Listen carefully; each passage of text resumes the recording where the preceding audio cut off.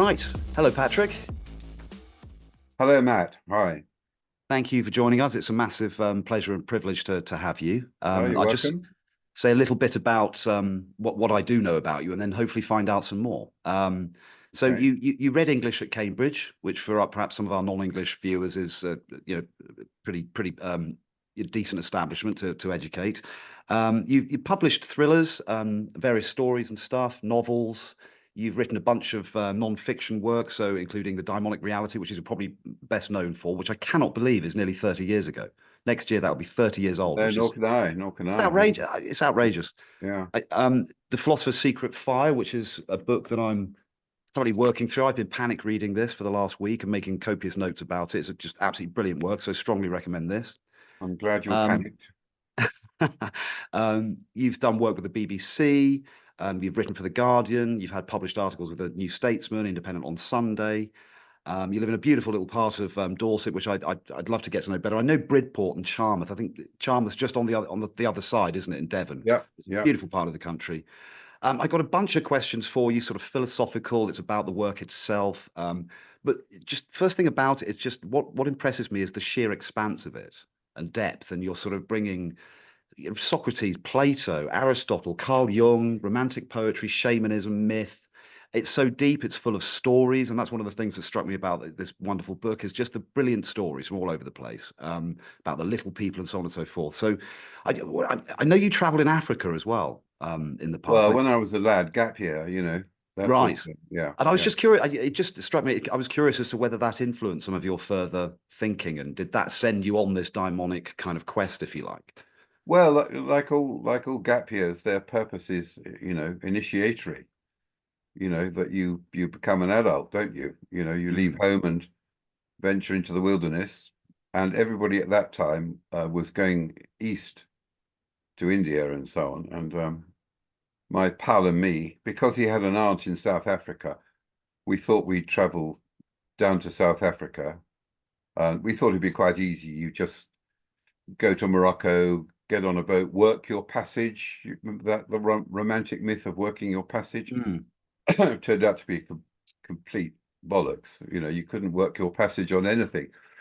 So we had to sort of just limp down the west coast of Africa, and then we came up the east coast to get home. So yes, that did influence me a lot, I mm, think. I mean, because if you're hitchhiking, you're very close to the people. We mm. were living on something like 25p a day, and the hospitality of the indigenous peoples of Africa was just wonderful, So I have high regard for the Africans and the way they looked after us, So yeah, that Mm. was exciting.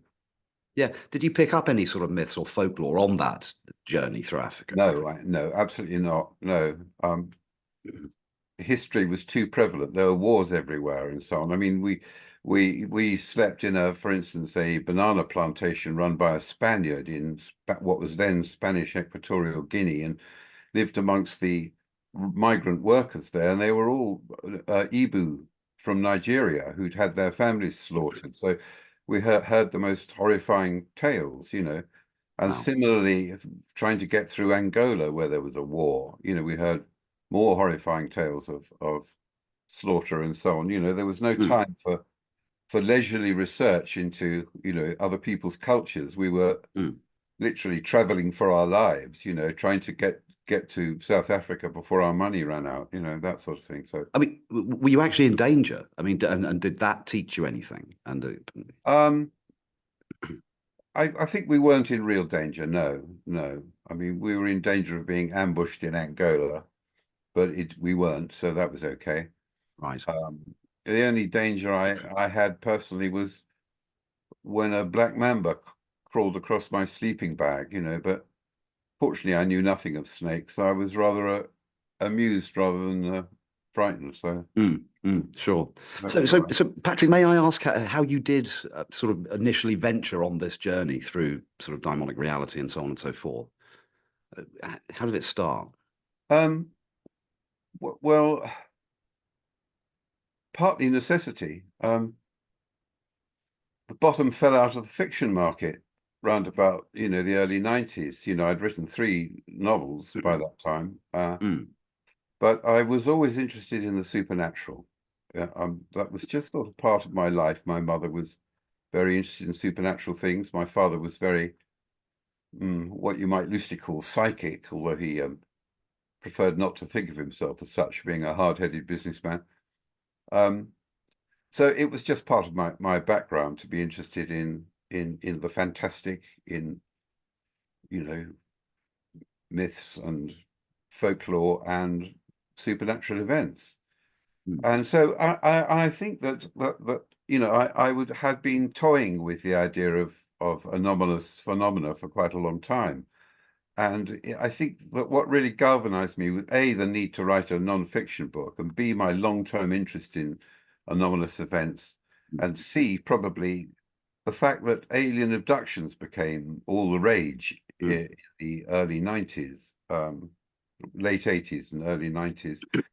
And I thought they were fascinating. You know, I just thought, what on earth is going on? You mm, know, and I met abductees and so on. I didn't doubt their sincerity, mm, but I did think this does rather sort of throw the whole question of reality into mm, a problematic area, you know. So I thought, well, I could probably, you know, work out what's going on if I put my mind to it.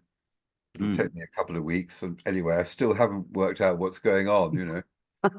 I still don't know what the status of alien abductions is exactly. mm, mm, But my best shot was in writing Daimonic Reality, in which I noticed the continuity of alien abductions with other kinds of abductions, that abductions by otherworldly beings is almost a universal motif. You know, globally, you'll find people are stolen away, mm, either by the fairies or the jinns or whatever the you know, or the Yunwitsunsi amongst the Cherokees, or and even, you know, in modern folklore like Bigfoot. Bigfoot mm, has been known to abduct people, according to more or less reliable testimony. So anyway, so yeah, so I attempted a sort of comprehensive survey of anomalous phenomena, so visionary experiences, apparitional experiences, and tried to not explain them, which was then currently going on, because you can't mm, really explain them, but to make them intelligible at least by recourse to some other principles. You know, mm, that's the idea. mm. Yeah, So, so one of the things that occurs to me about this is the sort of is there a kind of uniformity of these types of experience and you know the kinds of little people? It seems that everyone's experienced the same kind of thing across the world, and yet also this reminds me of the sort of primacy of human experience and how absurd it is that science completely ignores human accounts of things, right, based on their own experience. And so, whereas you're saying, well, hang on a minute, there has to be there's something going on here. And without, you know, sort of offering a yes. metaphysical, you know, perfect metaphysical account of it, you're just saying, well, this is what's going on. So yeah, I'm just sort of curious about that. And Well, yes, you know, I mean, the thing is, you can happily leave them out of any worldview, really. You know, theology doesn't address them particularly, or else it transmutes these creatures, which I call daimons, after the ancient Greeks, mm, in order to sound a bit posher, you know. Um, but they kind of Christianized them into angels and demons, mm, polarized, um, and took them literally. This is my great bugbear, literalism, which mm, polarizes things, but the daimonies themselves are highly ambiguous. And my model for, you know, I noticed that alien abduction stories were not a new thing. They were continuous with ancient folklore from Greece, from Roman culture, mm, and from Irish culture, which I was close to because I'm half Irish, and my own relatives have seen the fairies and so on, you know. mm, So they weren't kind of so that was my starting point. And I employed the it's important to say that I don't explain them, that I mm, employ the principle of ignotus per ignotium, per ignotum, explaining the unknown by the more unknown, if you see what I mean, which is what it means. But you do acknowledge the sort of actuality of those experiences for the experiencers, right? Yes, yes. Yeah. But no, it represents it's they're definitely real. Mm, mm, But what kind of reality do they mm, represent? I mean, that was the big conundrum. mm, They weren't, and so all the orthodoxies, whether theological or scientific or philosophical, just ignore them mm, because they're a can of worms they don't want to open. mm, And yet they've been going on continuously throughout history. mm. Um, and indeed, there are specialists who there are specialists in the daimonic world, the shamans, the medicine men, the witch doctors in our age, madmen, poets, other people like me. Maybe philosophers, maybe. Name one. I think Bernardo Kastrup. Oh yeah, Bernardo, he's fine. Yeah, I yeah, know yeah, he's yeah, yeah. yeah. I'm a He's big one. I think he's the only one. right. I think we're Um, we're probably on the same page there then, which is cool. I yeah, mean, yeah. actually, Patrick, that's where I first encountered your thinking. Um, your interview, for the Essentia Foundation, obviously founded by Bernardo Kastrup, and Oh yeah. that's what got me hooked straight away. I thought this is just fascinating because I mean the first issue I have with scientism is its absolute dismissal of anything that doesn't fit within a sort of materialist framework, which is just crazy. It's just and now even I won't go on too much about this, but even the cutting edge of science is now showing that there's perhaps more telos in the cosmos than it was suggesting, say, 50 years ago. So, and I mean, physics has been freaking weird for ages anyway. And I think you pointed towards that and said, in some sense, diamonds, if we push them away, they re-emerge in other places. So they've re-emerged as perhaps these UFO encounters. They've re-emerged in quantum physics. This kind of almost I do think that, yes. the mischievous nature of this uncertainty. But I mean, do you want to talk a little bit about that, if I may ask? Well, I think you've summed it up quite well, That's all really. right. Yes. Yes. I just don't know where to start. The trouble is with the daimonic realm, with all the entities that they present to us, and which seem to be global in scope. I mean, commonplace in animist cultures and totemistic cultures and in analogist cultures, which is what our culture was before the scientific revolution. These things were taken for granted amongst the common people, and indeed up to even in Shakespeare's time amongst the educated elite. But then something strange happened. The scientific revolution, Francis Bacon, Descartes, Locke, Hobbes, Hobbes particularly virulent against the daimones, and I think they just couldn't be doing with them anymore, and I have some sympathy with that because there was a tremendous sort of darkening of the European imagination around that time with all the terrible witchcraft, the witch hunts and so on in the 16th and 17th centuries, and Yeah. people just wanted to break free of this world which was filled with the daimonic entities, not just fairies and elves, but every county in England had a different kind of fairy, the pharaohs and pharisees of Norfolk, the Derricks of Dorset, the pixies in Cornwall, and so on, all dangerous, but always ambiguous, sometimes malevolent, but quite often benign. They can help you as much as harm you, and so on. And I drew, I sort of drew up a list of the attributes of the daimones, which is that they are not just elusive in themselves, but elusive in the sense that they can't be brought into the mainstream. They'll always be marginal. It can't be explained.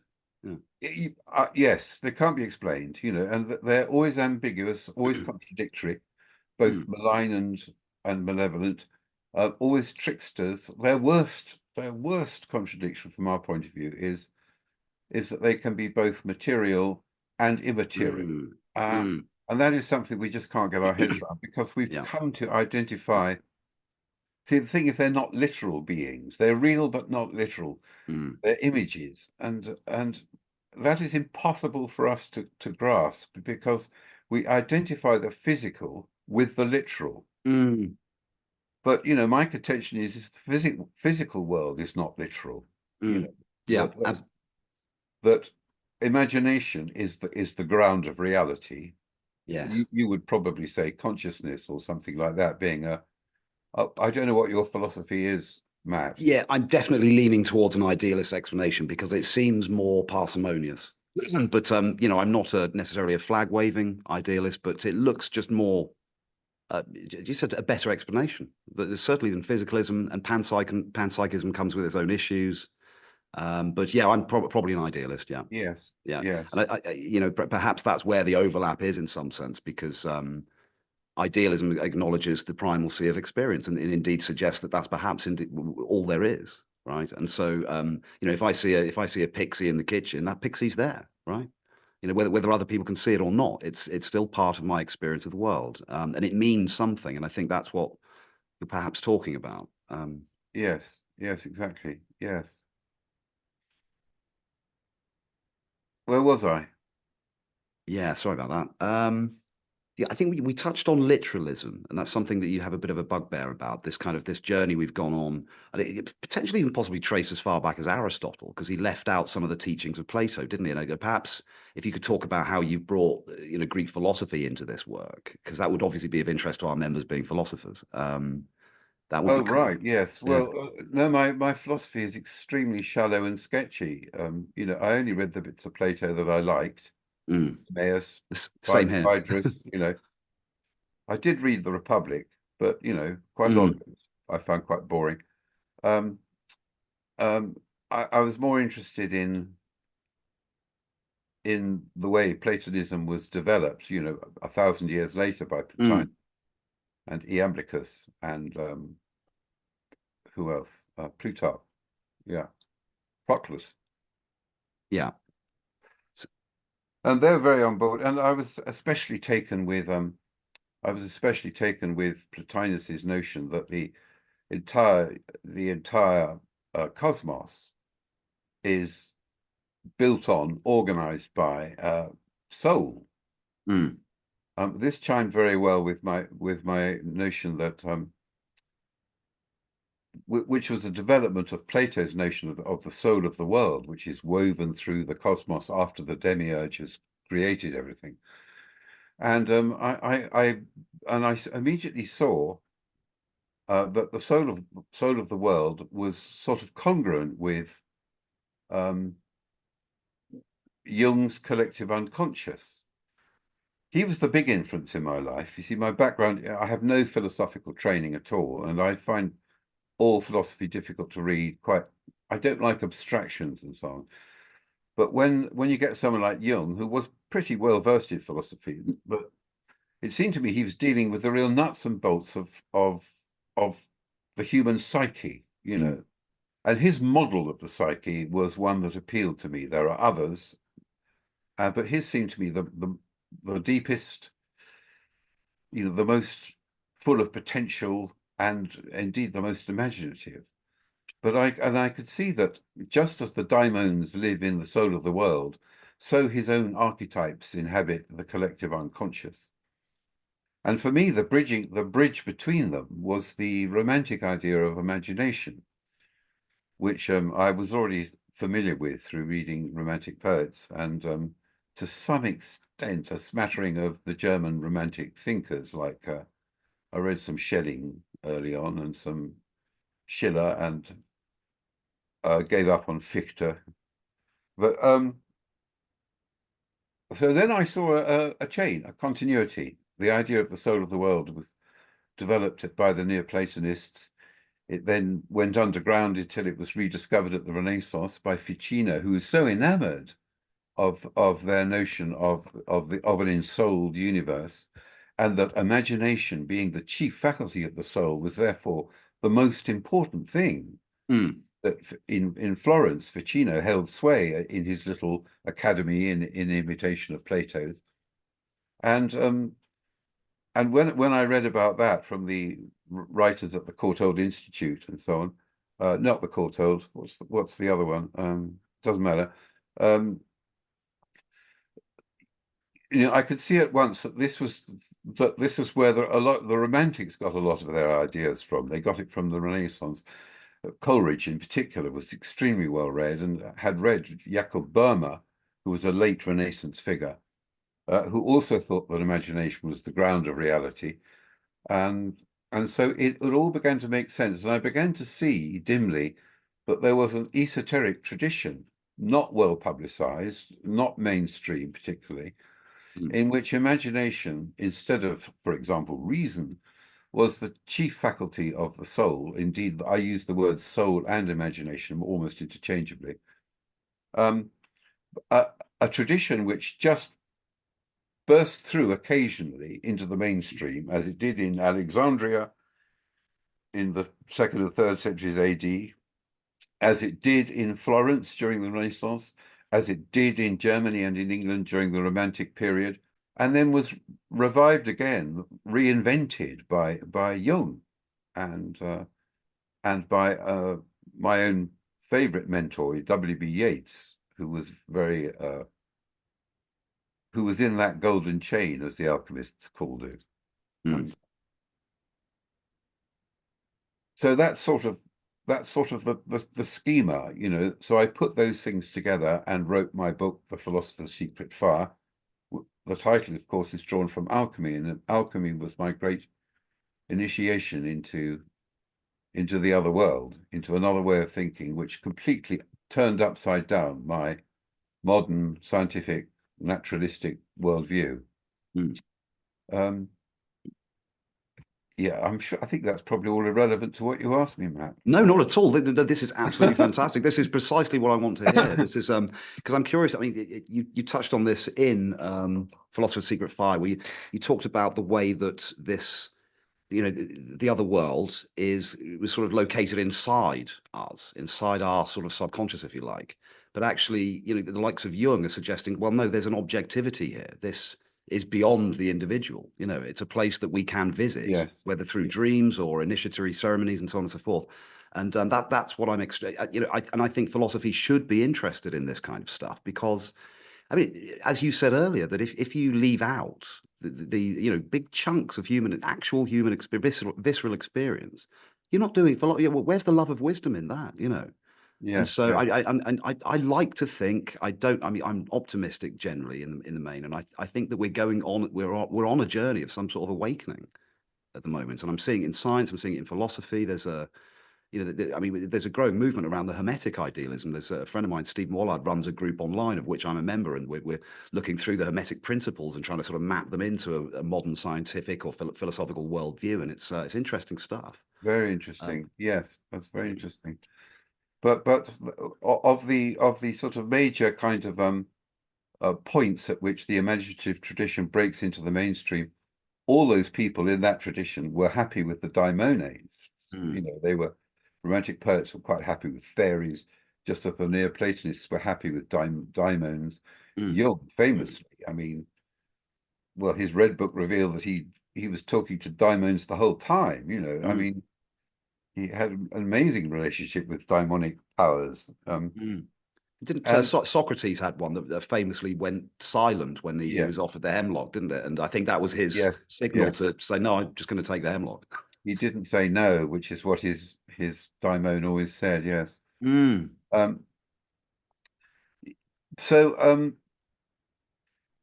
the trouble with the daimons is they are absurd. That they are ridiculous to all right-thinking people. mm, They're ridiculous, but they're also sublime. That they're a bit like the trickster figures of North American indigenous peoples mm, who are absolutely farcical and ludicrous and do all sorts of mad things and make the most elementary mistakes, or else I think trickster himself, which is where the word comes from. There's one tribe which I forget which one it was, but right. their trickster god is called trickster because in other tribes he's called hare or raven or whatever. So they are both ridiculous, but also sublime because they are the culture heroes. They also bring the Mm, arts and the skills and the technology to the people. mm, And we just don't have an equivalent of that. Mm. That we've lost that kind of perspective. And if the daimons that appear to us nowadays in the form of UFOs and aliens and Bigfoot and in Britain the wonderful epidemic of Black Panther sightings, Mm. my Mm. sister has Mm. documented and written the best single study of the daimons I think I've read. Mm. Um, that they are reminding us, I think, of the absurdity and also the sublimity of a wholly different worldview, and that if you investigate UFOs, for instance, which are absurd, to the bitter end, you find yourself changing your mind about the nature of reality itself. Mm. Yeah. Yeah. The daimons do. They're hermetic in that they deceive us into truth. Mm. That there is that hermetic duplicity about them, that chimes well with their perennial contradictoriness and ambiguity and so on. Mm. And also the fact that they shape change, you see, that in itself is, I think the whole cosmos is, I now think that the cosmos I was brought up to believe in is probably not literally the case. I think the cosmos is, if it's made of soul stuff and its movement is primarily imaginative, it is in fact a kind of like a giant metaphor.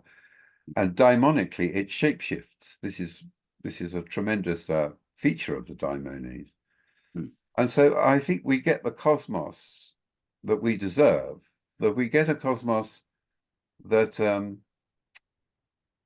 that reflects our own psychic condition, if you see what I mean. So do we create it? It's that we sort of that that's for the idealists to worry about, I mean, I think there's something there, like the imagination itself, which Mm. is autonomous and otherworldly and metaphorical. But our perspective on that Urgrund, that ground of reality, determines what we see. Mm.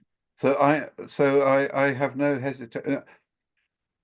What entitles us to imagine that our vision of the universe, which is what we've turned the cosmos into, is superior to that of an Amazonian tribesman? Mm. I mean, I wouldn't like to be an Amazonian tribesman because it'd probably be quite boring, and I wouldn't like the diet. But they have a very, very sophisticated and exalted cosmic vision Mm. in which everything is ensouled. For example, every plant, every animal, and we are just ensouled beings amongst other ensouled beings. Mm. And all the other ensouled beings look at us as we look at them through their own perspective, as it were. Mm. And that's much closer to my idea of well, it's almost identical to my own view of an ensouled universe. Mm. Mm. And so it may well be that the way in which the way in which we investigate our cosmos, the scientific method itself, determines what we find. Mm. Yeah. And it's not a very pretty picture. Mm. Yeah, I agree with that. But Well, I do you just though? It's impossible to, because I only think that every other day. I mean, mm. Mm. then I read about the Hubble telescope or whatever, discovering great nebulae where stars are being born, and Mm. it's a grandiose vision, but it Mm. is essentially a vision of number and measurement. Yes, I mean that's what I think it is. I mean, I think we've since Plato and possibly before we've understood that the world of experience is a world of representations, and then through the likes of Kant and Schopenhauer, and obviously Kastrup being a sort of modern exponent of this view. And but I think that science itself is now talking about this stuff. I mean, I mean Stephen Wolfram, who I've had on the show, he's talked about he's now focused on the observer, saying that this physical or this mathematical model that we've developed, which is fantastic for planes, trains, and automobiles, but he's saying it says more about us than it does the world in itself, right? Oh, So fair I think enough. Yeah. science is waking up, I think, to this stuff. Mike Levin, the sort of fairly famous biologist, he's one of his research projects is called TAME. It's technological approach to mind everywhere. So he's saying, well, there's agency everywhere. And, I mean, even during my interview with him, he said, look, maybe the ancient shamans are right because they found agency in the rivers and the bees and they approach them accordingly. And that Mm, reminds me of something else you've talked about as well. Actually, this tendency in modernity to try and ignore it, right? Because we can't explain it. It freaks us out, and we pushed it down, but it comes back anyway, right? I'm sort of curious about that, and uh, uh, and why does it do this stuff? Because it sort of feels like this mischievous quality. Why does it try to puzzle us? Does it try to lead us into some insight? Sorry, this might be a bit daft. This line of question. It's just occurred to me. I'm just curious about why it does it. I wouldn't say that it was the only characteristic of the universe Yeah. that it Right. is Yeah. daimonic. Yeah. I think that that sort of perspective on the world has its place, just as Hermes, the great trickster god of the Greeks, has his place in the pantheon. But Hermes is my favorite god because he's so well, contradictory, tricky, Mm. elusive. He's fun. He's fun. Yes, yes, you feel he's got the best jokes. Mm. Um, but yes, Mm. I just began to see that Freud's axiom that whatever is repressed returns in another guise Mm. was in fact a daimonic axiom. That Right. whatever we deny returns in another form. Mm. I argue that about just about UFOs. I just say that Mm. since the daimons of nature, the fairies, for example, or the elves, were denied and banished from nature, so they had nowhere to they had to come back from another place, and they came back Mm. from above, from the sky, in the Mm. form of really strange, enigmatic lights and circular things, and Mm. um, but once you sort of twig to that or get onto that hobby horse, you start to see it everywhere. Mm. Um, I also point out the way in which an excess of material led to an upsurge of spiritualism, you Mm. know, which in turn was connected. Many of the people interested in spiritualism were the very pioneers of subatomic physics. That they weren't in those days. They weren't a million miles apart. William Crookes Right. Mm. investigated the spiritualists, but then he worked on his X-rays. Which was, you know, uh, Mm. I think I'd go even further. It struck me not long ago that in the great boiling melting pot of the early centuries of our era, Mm. many different beliefs and philosophies competed with each other. For example, in the famous melting pot of Alexandria in the second and third centuries, where I'm interested in the Neoplatonic strand there, but there were, as you know, better than I do, Matt, plenty of cynics and skeptics and Epicureans, Mm. and amongst them the Christians, and Mm. the Christians finally triumphed, as it were, thanks to Constantine's wife, converted him. And all these other beliefs, instead of being allowed to play themselves out, to imagine themselves forward, were Yeah. declared heretical and repressed, stopped. And amongst these were the Gnostics, of course, and the Gnostics were very powerful, but we know very little about them simply because they were, we know mostly about them from their opponents, Mm. but I think Wasn't that, there? There's a Christian guy called Dionysius, which almost seems sort of ironic in a way. But wasn't he responsible for sort of separating out the daimons into the good and the evil? Whereas I think you touched on this uh, earlier, actually, didn't you? yeah, Dionysus the Areopagitus, he's known. Yes, so Right. Okay. What a he was fantastic the great name. founding father of Christian mysticism, actually.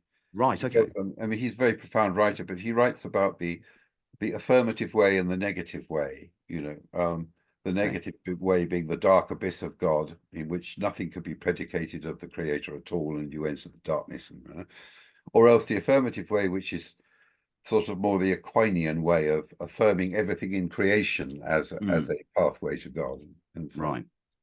But it struck me that the suppression of the Gnostics, who were you, who believed that we were in a kind that the earthly state was a dark and benighted one, and we had just this little tiny flame in us, a little soul Mm, spark, which we had to develop, and it had to ascend through the planetary spheres, which are metaphors for transformative stages towards union with the one, with the Godhead, and so on. so we're in a fallen state, and that's our journey back to Yes, yes, it is. divinity. It struck me that kind of philosophy is in fact returned as science.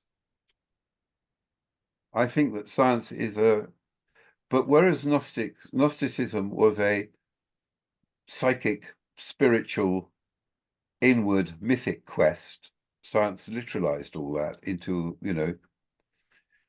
um, so I Mm, think that's partly how science because we don't really know how things spring up ever. mm, Well, that's one of the great mysteries of the universe that we don't understand.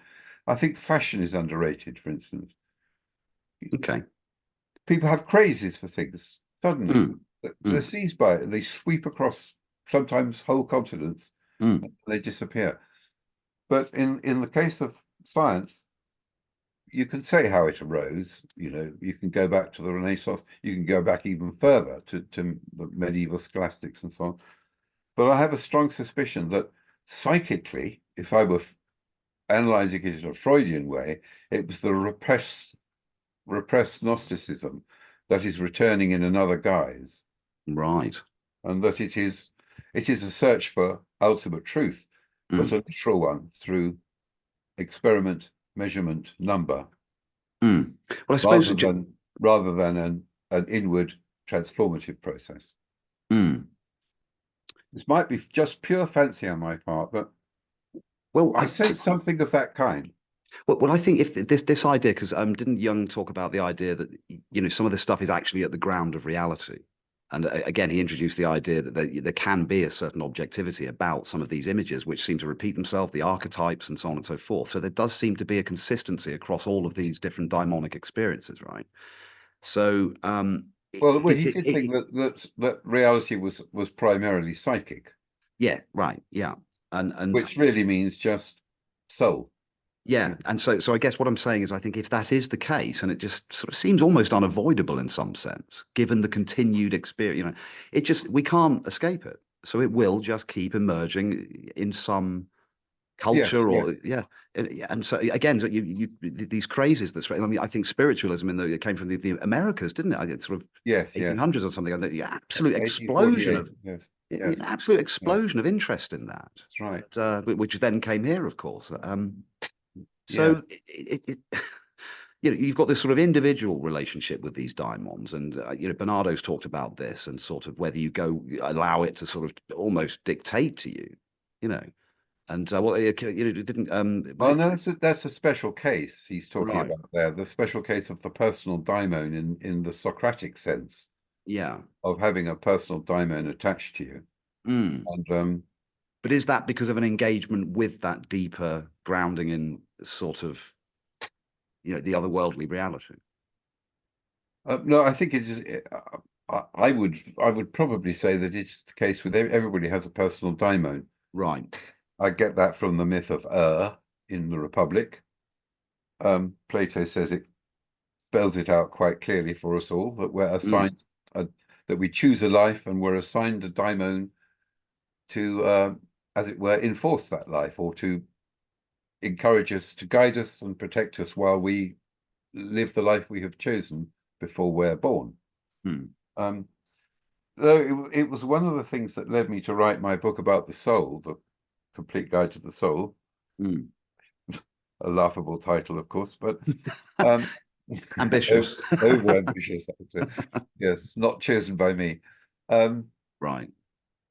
it was one of the things I kind of neglected in my previous works, the idea of the personal diamond, because between books, I'd read a lot of anthropology and Mm. found that it was incredibly prevalent all over the place. You know, Mm. that it was almost the norm to believe that when you're born, you have some kind of either a daimon or an ancestor Mm. or a group of ancestors assigned to you who will protect and guide you to make sure that you lead the life that you have previously chosen.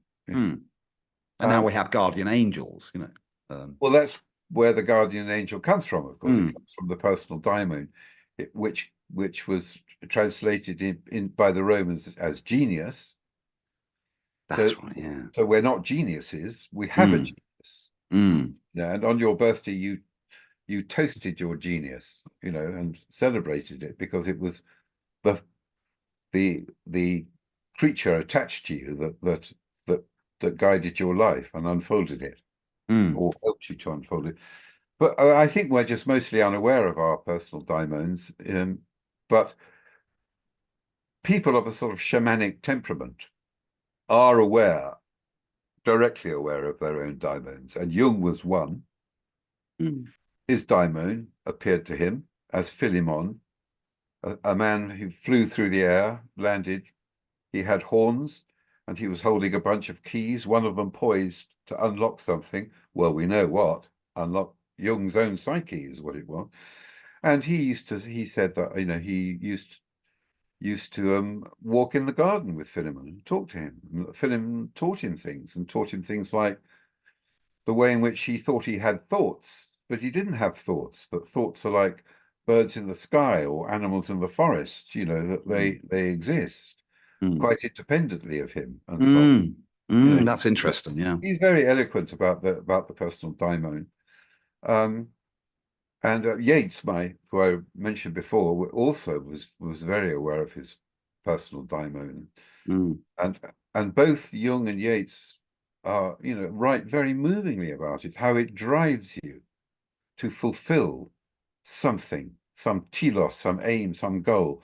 In their case, their work, Yeats's poetry and Jung's Mm. psychology, often to the detriment of their personal lives. See, the daimon doesn't care about your paltry little life. It has big plans for you. Mm. And so in people of that kind, I think they become aware of the personal daimon far more than the rest of us do. But Mm. nevertheless, we're all subject to its promptings and nudges and intuitions and, especially in moments of crisis or big decisions in our life. Mm. So, like it or not, it's present, and it will find a way to express itself. I think so. Yeah, yeah. Mm. I'm not going to swear to anything, but yeah, Mm. I think so.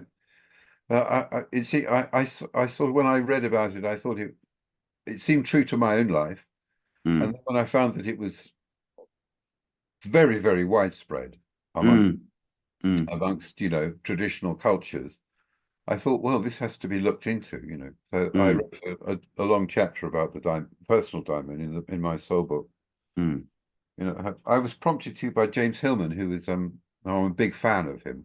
Have you read his stuff? No, I'm afraid No, not. no. No. Well, no, he's really the best. He's a Jungian, but he Mm. really took it on. He took it on further, I think. Mm.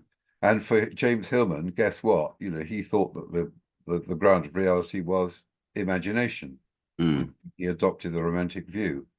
Yeah. And so I was very encouraged by his writings to speak out about my own intuition that imagination was the ground of reality, Mm. which otherwise I would have kept quiet about. Mm. Have you had your own daimonic experiences then, Patrick? Um, not overtly. I've not seen anything funny, but Mm. I have been driven against my will to do certain things, like for Mm. instance, write a book. I hate it. Mm. You know, I I don't like writing. I'll do anything rather than sit down and write. Mm, But I'm driven against my will to do that. Yes, for example, and other mm, things too. So. yeah. Just very, very briefly. We won't delve too much into science, but again, Mike Levin. I said to Mike, if it were the case that there was some higher level agency, maybe angelic presences that sort of exist above us, or they're transcendent in some way, and like this is a cutting edge scientist I'm talking to. I said, how would we test for that? And he said that's an interesting question. From an empirical scientist sort of point of view, and he said Yes. it would probably manifest. And I can't believe I'm hearing this from a biologist. He said it would probably manifest as kind of Jungian synchronicities and sort of things that you can't explain in a kind of mechanical, materialist, or causal even frame of reference. Shit that just happens that brings certain people together and certain opportunities before you, and so on and so forth. And so that's interesting. And perhaps that could be tested for. Perhaps you could gather data or something on people's life journeys or so. I don't know, but interesting stuff. That I'm just looking for these overlaps with emerging science, right? Well, Jung saw himself as a scientist. He insisted Mm, on it, yeah, insisted on it, yeah. and in a sense, he was. In that Mm, there was no thing too mean for him not to investigate. For example, he wrote still a classic paper on UFOs. He right, said, right, "My okay. God, people are seeing these things. Let's investigate. What do we Mm, make of this? And so I mean, he was exactly the kind of scientist that I like. mm, One who isn't reductive and refuses to look at things. mm, yeah. But who says, well, let's have a look. Let's. And then, Yeah. of course, you're led out of your depth into a method of investigation that isn't scientific and can never be, because we can Mm, never decide reality by empirical methods. mm, It's just not. But only a madman would. Well, mm, only a madman would think that we could. There's almost mm, nothing in our lives that is most important that we can investigate in a scientific way. mm,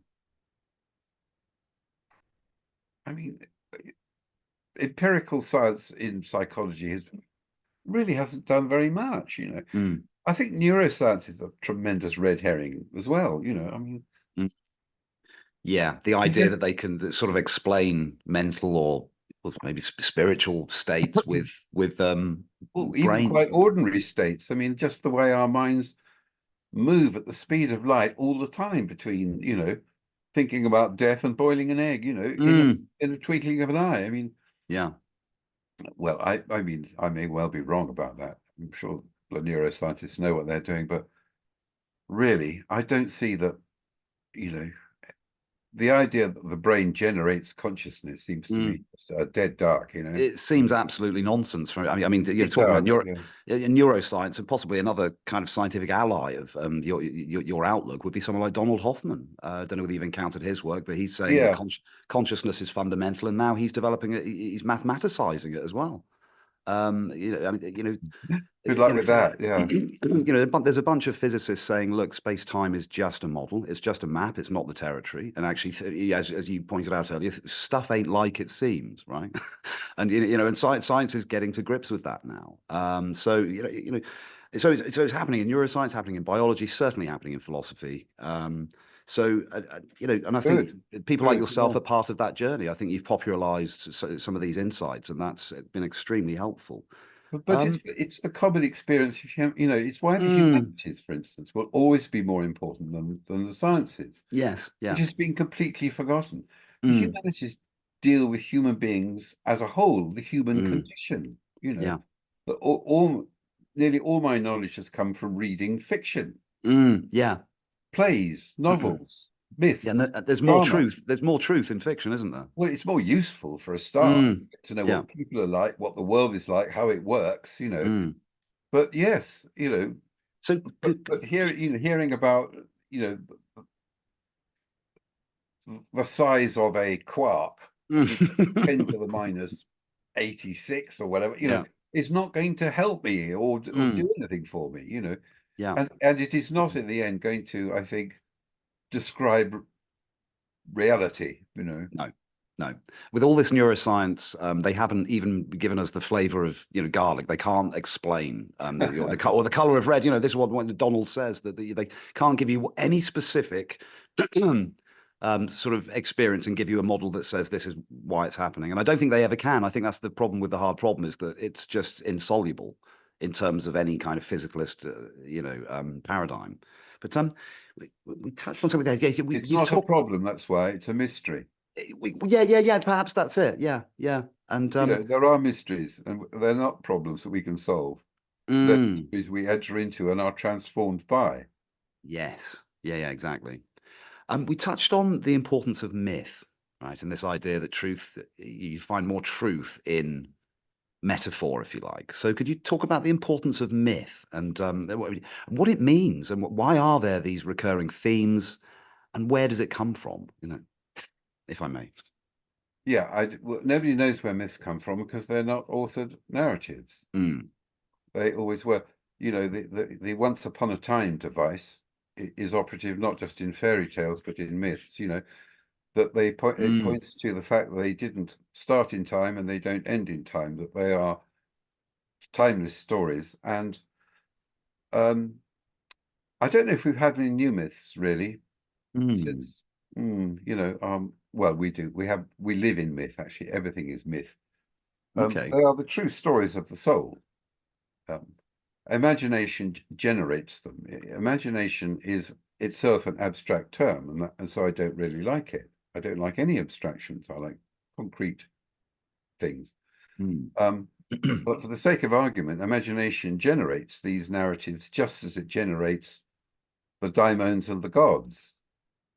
And it used to be said in the ancient times that the daimons invented the myths. And that's a superb metaphor for the way in which imagination talks about itself.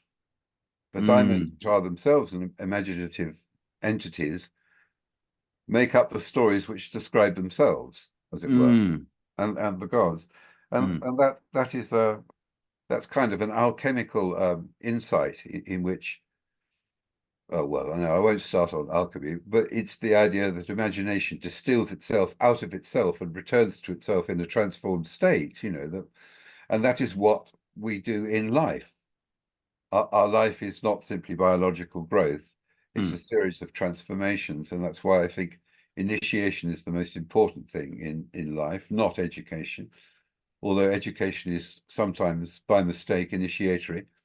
Um, mm, that we need an insight to biology, and the myths describe these stories. Each tribe has its creation myths and its myths of how things began, how things should be laid down. It has myths about the cosmos, which is always a combination of order and beauty, which is what the word cosmos implies, according to Pythagoras. right. And so, for me, the most fruitful way of approaching myth has been to regard it as ancient psychology. Mm, yeah. Well, the way astrology breaks down the various human personalities and so on. Yeah, maybe that, but that you could give that Jung initiated me into the idea that you can read myths in a psychological way. Now, I think that's illegitimate. I don't like it. I don't like interpreting myths. I mean, classically, people interpret myths literally, and therefore they're untrue. Therefore, they are nonsense, Mm, and can be disregarded. mm, But I think, on the contrary, they're the true stories, and they precede that division that we have made between the literal and the metaphorical, that they are both literal and metaphorical, that the way in which people who live in mythic cultures where myths are alive and well, they subscribe to them as if they were literal, even while recognizing that they're not. mm, Um, they just have a state of mind we can't imagine because we think a thing is either true or false or literal or metaphorical, but they mm, don't have this either or. They have this both and. Um, and yeah. uh, and so yes, and so it became apparent to me that through reading Greek myths, which are simply because they are incomparably rich compared to, I mean, the indigenous myths of the British are not at all well documented. I don't really know what they are. You know, we have inklings here and there, and we have texts like Beowulf from the Anglo-Saxons. Corrigan. Did they have Corrigans? Was it the early Bretons? I think they're called Corrigans, I think. Bretons had They're Corrigan. That's Bretons, the yeah. Breton Daimon. Yeah, yeah. Right. They're the Breton fairies. Unique actually, because they have all the characteristics of the dead. The Corrigans and the dead are assimilated to each other, but that's by the by, you know. The daimons are often played by the ancestors. They're not always unique entities in themselves. Often they are ancestral figures, and in places like Africa, they're often animals, just as they are in Australia. You know, the primordial wombat, the primordial kangaroo. They emerge from the dream time. They create the world. They lay down the rules. They nominate the sacred places, and then they go back into the dream time again. You know, so yes. So once you begin to see the myths as they provide a real clue as to what the roots of our psychology is, you know, that Jung and Hillman were all for, saying, yes, you see, you have a symptom, you have a complex. You have to ask what God is in that complex. What is the archetype in the complex? Hillman says, never mind about archetypes, but just ask which God it is, you know. Is it, you know, who's behind it? For instance, you have a craze for ecology, say. Well, what God is in that? It's become a new religion. Children are taught about climate change and ecology in schools rather than about Jesus, you know. So what God is behind that? Well, you know, is it, for example, Ceres, the goddess of crops and growing things, the surface of the fertile earth, or is it Gaia, who is the goddess of the area just under? She's the god of the sacred places that lie just below where the crops grow, you know, a slightly underworld aspect. And she ensures the rites that ensure Ceres' fertility, for instance. Or is it Artemis, the goddess of hunting, who was in charge of the wilderness? She was the wild goddess, you know, and who could never be looked upon. She had to remain inviolate. So you see, she's the goddess behind conservation. We must keep the wild bits wild and so on. And we mustn't probe into them too much. The scientists should learn something about that too. You know, the Action sees her bathing naked. He sees what he's not allowed to see. It's illegitimate. He voyeurs her. And does she smite him with a thunderbolt? No. What she does is she turns him into a stag, and his own hounds devour him. A marvelous allegory of the way in which our own improper, indecent curiosity will in the end devour us. You know, scientists should take note of that. Maybe there are things we shouldn't investigate to the bitter end. Consider the atomic bomb, you know. Yep, maybe that too. Yes, exactly. So you can begin to see, you know, you can begin to see that the gods are psychological perspectives, as it were, which are operatives in our lives, whether we know it or not. But they're also explanatory models. You know, they're explanatory models as well, and perhaps in the same way that a shaman might approach a condition in the body and say, "There's you have a possession, you have a spirit possession of some sort," and you know, ease them out or scare them out or something like that. You know, Yes. and some of this stuff works. And again, talking about the intersection with science, there was again, Mike Levin talked about this. There was a chap with horrific eczema on his arm, like sort of black necrotic tissue and all sorts. And he went to this guy who was called a hypnodermatologist. I'd never even heard of this, right? And he literally just persuaded this guy's arm to heal itself, right? It was almost like he talked directly to the animal self or something like this. And you know, lo and behold, a few weeks later, this guy, and this is all documented, it's empirically verified, and so on. Turns up the arm is completely cured. But then, interestingly, what happened later is that he started developing other issues. So he started getting depression, and it's like they'd shifted the shadow somewhere else into his body. But Yes. and apparently, and that's why this. I can't remember his name, but I'll find out.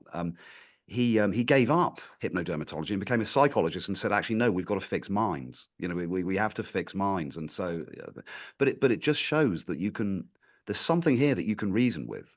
that it transcends materialistic mechanistic science, and it's just great. There's so much evidence to that effect now. Yes, yes, I agree. Mm, And indeed, if soul takes priority over the body, it's what you'd expect. You know, you have to act on the soul, and the mm, body will reflect that action. You know, mm, doesn't mean that everything's curable, because it might be our daimonic fate to be sick. You know, that too mm, is a path. You know, the path of sickness and so on. yeah. And medicine's a particularly difficult one to deliteralize, really, because of its stunning successes. Um, Mm, but perhaps they're only twofold at root. You know, the stunning success with infectious diseases like smallpox, wiping it out, mm, and the stunning successes of surgery. Um, you know, mm, but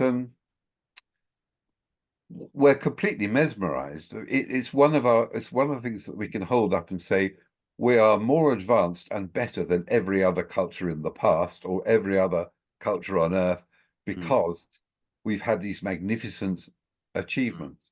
mm, But, you know, of course, other things come in the back door. You know, we're prone to all sorts of things, you know, mm, even backache or depression, or we're prey to all sorts of things which traditional societies aren't prey to, you know, mm, mm. and they might lead shorter lives, but they arguably lead more integrated and healthier lives, maybe. I don't know. Perhaps meaningful. Mm, They don't even An Amazonian tribe doesn't think about meaningful. That's just mm, the air mm, he breathes. You know, everything mm, is connected to everything else. yeah. There isn't a utensil he uses. There isn't a hunt he goes on or a plant he grows, which isn't animated by soul, which isn't connected intimately to himself as one soul amongst many. You know, Mm, mm, it's impossible for us to. I've been reading a lot about animist cultures in an attempt, like the novelist I claim to be, to imagine myself into that state, and it's formidably difficult, you know, mm, but you can get glimpses of it because we ourselves are rooted in, you know, our own earliest culture was in all likelihood animist. mm. Even the word animist I don't like. You know, it's not like they believe in It's an God. abstraction.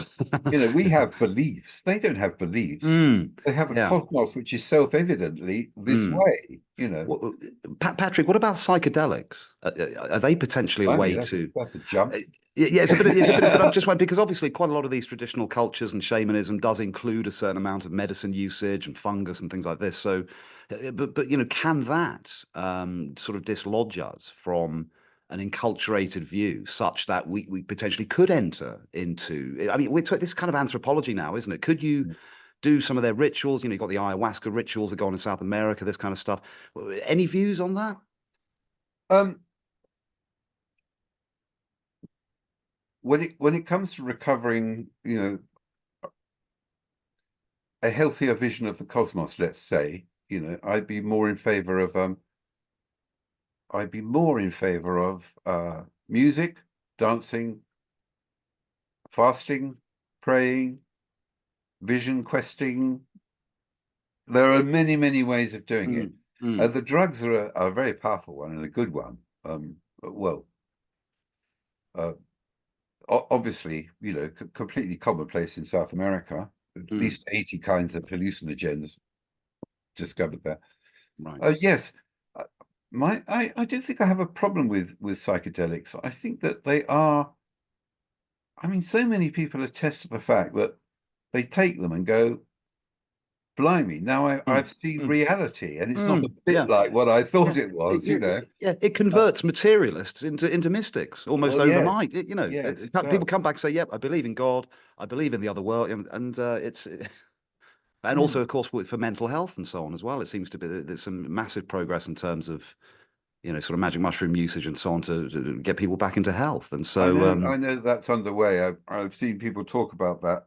That mm, you know, small doses of mm, psilocybin really can cure PTSD, can cure depression. So I'm not sure how good the evidence for that is yet, right, because it's right, not long term enough to just, you know, I'd be a bit cautious of that. I don't know if mm, that's the case or yeah, not, but But Yeah. it certainly seems very promising, and it certainly seems mad not to investigate that, Mm, which they are at last being allowed to do in some places. mm, mm. Yeah, I would think that.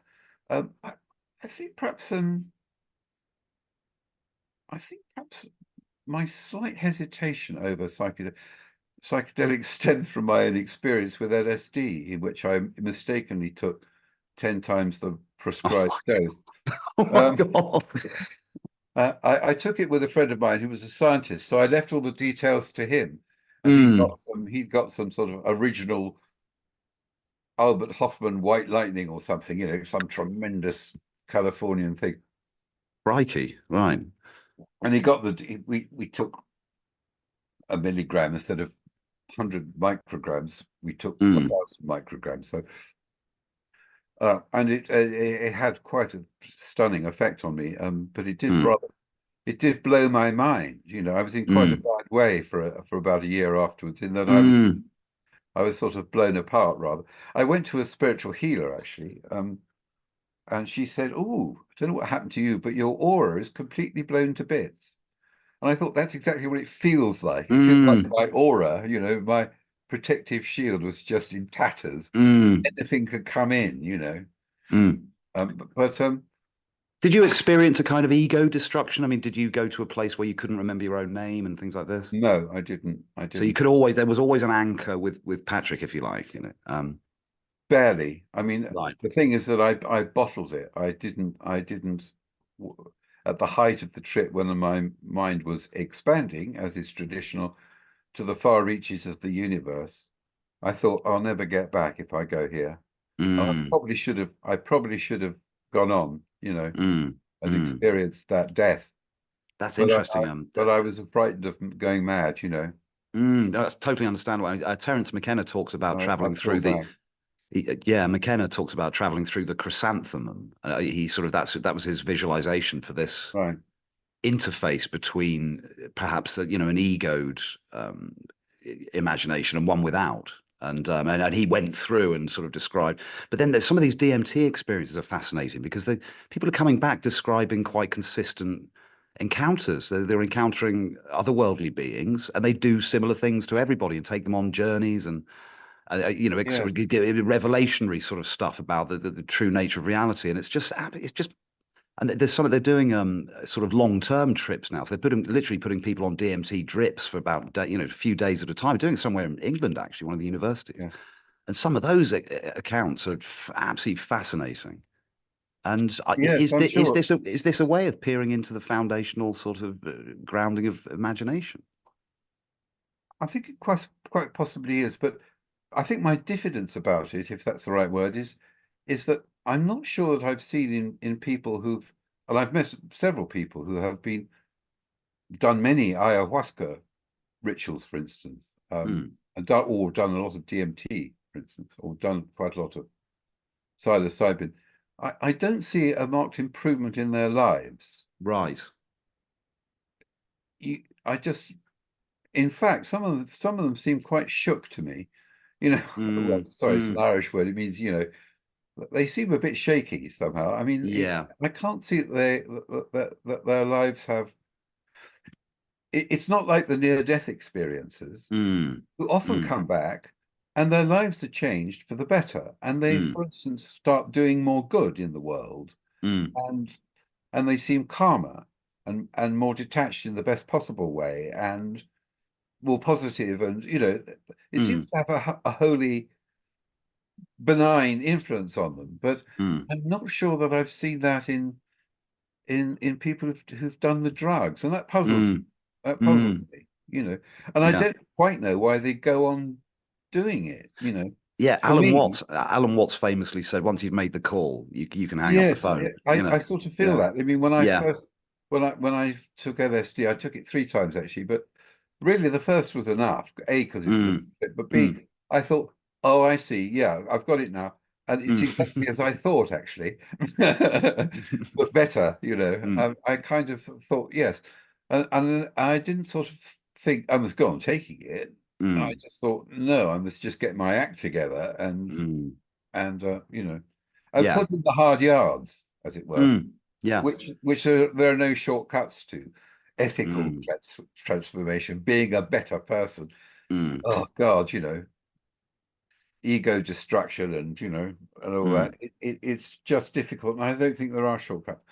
mm, But I'm not obviously not an expert on this, Matt, mm. unlike you, who've probably taken endless exciting substances. I had some, well, I had some, my own account has had some Tell me your experience best one.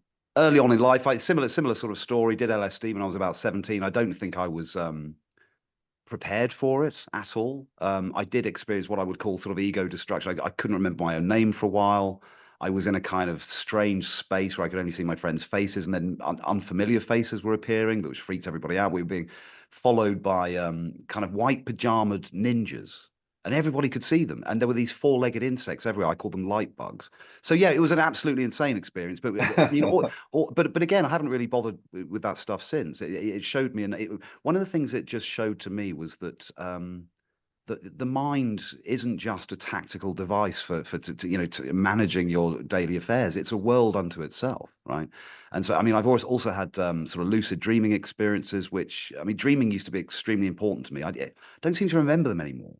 But it used to be so beautiful and symbolic. My lucid dreaming, I mean, I had Yeah. this particular house I went to where everyone I'd ever met was there, and also these strangers that seemed to be made up out of other people I knew. So they'd have my mum's eyes or someone else's it, and I'd have Mm. debates, philosophical debates with them about their sort of ontic status, and say you're not real, and have these big discussions with everybody. But yeah, I don't seem to do it so much these days. But Yes. again, I asked the question, well, what are these entities? And it smacks of what you were saying earlier about the idea that thoughts are thinkers, right? So these images and these ideas being presented to me have a kind of agency all their own, right? Yes, yes, yes. It Would is you? very puzzling. Yes. Mm, And the persons we meet in the diamonds prefer to personify themselves. They're always persons, not necessarily humans, but persons, presences. mm, And that, of course, is true of dreams. I mean, that is our great access to the world of imagination, which we do not just every night, but continuously, even mm, while we're waking. We already have one foot in Hades, where, the soul is oriented towards death, and mm, it's at odds with the body. Um, mm, so yes, we do have access to this, and it just becomes, very concrete and startling on occasions. But mm, we should certainly pay deep attention to dreams, because the persons in dreams, even if they resemble our relatives or friends or so on, they're not. They're diamonds who we have to um, see through. We have to see mm, through the appearances to the daimonic characters behind them. So, mm. so yeah, Is there? we live kind of embedded in myth, I would say. Yeah, there's something that occurred to me while you were touched on this kind of thing earlier. Was that the whole world is a story? This is a story, right? Yes, yes, yes, That we're telling ourselves. So, well, if we are rooted in that foundational reality of imagination, and we are vehicles for that, yes, then we are, we are creating the universe, aren't we? yes, yes, we are. Yeah, I think that's right. Yeah. And Yeah. even on quite simple levels, I mean, the invention of psychotherapy was very interesting because, as Jung said, the gods have become diseases. The way in which the gods, because they've been denied, manifest themselves. They become psychic, psychopathology, and so on. Mm, And that we have to locate what God is doing this, just like cures like in the old analogous sense. mm, And all psychotherapists know that when they ask someone for their story, they present a sort of CV, but the trick is, of course, to see the story behind the story. mm, That, mm, that their literal account of their lives isn't necessarily their real life. mm. Oh, Yeah. there is, and they betray themselves in, well, slips of the tongue, and Yeah. any Yeah. tiny little things. Freudian slips. Yeah. And next thing, and you have to, and you get someone to tell to rephrase their story altogether. Mm, They're not, for instance, just the product of, say, childhood abuse, but that that kind of suffering can also be used transformatively, Mm, to reframe the story in a different way. And mm, that's almost entirely what a good psychotherapist will do. yeah. Well, it almost it touches sort of cognitive psychology because that's very much about changing the inner narrative, isn't it? So sort of Is it? taking well, as far as I'm aware, I'm no expert on anything really, but it seems to be about focusing on the thoughts themselves and managing those and changing the language that we use to describe ourselves. So that Right, right. seems Yes, to yes, sort of point towards that notion. yes, yes. Um, could I ask? I mean, we're sort of touching on mental health and stuff here. Do you have any views on schizophrenia and it's sort of about some of these disembodied voices and agency that seems to exist in the minds of schizophrenics? Are I these don't know about that. No, right? Okay, okay. no, no. I mean, I think that, I was sort of got quite intrigued as a sideline, because having read and been and influenced by Jungian psychology, and then reading people like R.D. Laing, who maintained that schizophrenics said it was society that was mad rather than us that was mad, and Mm, mm, I thought that was I thought it was interesting, but a bit fishy and so on. But mm, when I was listening to Ian McGilchrist describe schizophrenics briefly, he said that the problem is not too much, not so much that they have an excess of left brain or sorry right brain activity, that they're sort of untrammeledly visions and creativity. No, it's mm. too much left brain activity. Right. They in fact are too literal. They're You sort of know, over classifying almost. over yes, Yeah. and that struck me quite forcibly. But I can't expand on that. But Mm, I suddenly thought, mm, yes, that sounds probably right. mm, It is a real imbalance of psychic function. mm, But no, I mean, I'd have to study schizophrenia, and mm. I'd have to be a Yeah. psychiatrist Yeah. I suppose in a in the very best sense. yeah, yeah. I mean, I suppose in a very sort of amateurish sense, I was just wondering about, shamans report visions and hallucinations and hearing voices and so on and so forth. But Yes, then yes. we log them up, and there just seems something odd I about think that. there is yes. I mean, I would. I mean, when Western anthropologists first came across shamans, they just said they were madmen. You know, but Yeah. we know that there's mad and there's mad. So Mm, yes, I mean, I do dread to think that people with a real shamanic vocation, in which you're called by uh, a mental disorder or a physical sickness or some sort of wounding, some sort of aberrant state, mm, is the vocation. And I dread to think how many of those people whose vocation is to be a shamanic type mm, are merely banged up in silence. yeah. I mean, I hope that's not the case, but one can't be certain because Mm, our model of the psyche is so crude, I think, compared to mm, what it used to be, that I have my doubts, I mm. have my worries about that. So, Do you think our denial of the sort of daimonic realities actually damaged us, um, or our attempted denial? Because yes, well, Max Weber said it, didn't he? The disenchantment of the world. He invented that phrase, which is bandied about a lot now. But yes, the ensouled, enchanted, daimonic world has had all that magic withdrawn from it. mm, So, we live in a scientific, not everybody. I mean, thank God, most people have common sense and still believe in God, in fairies, in, mm, you know, love,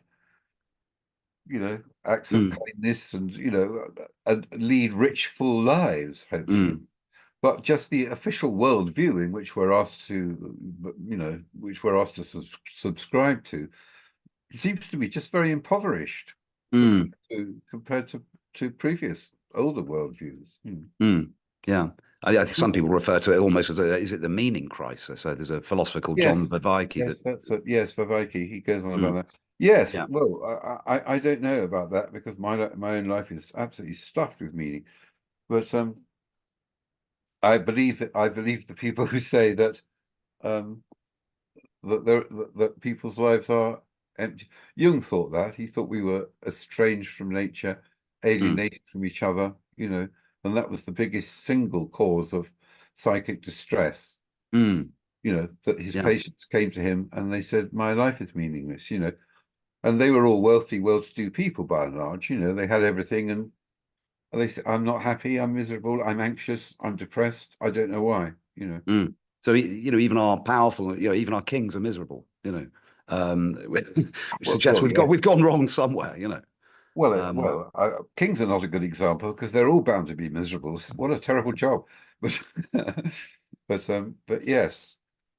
So yeah, yeah. Can I I've got a big long. I don't know how you're doing for time, Patrick, but I've I'm all loaded. right. Yeah, I'm Cool. okay. If I've you've got got a anything couple else. couple of things.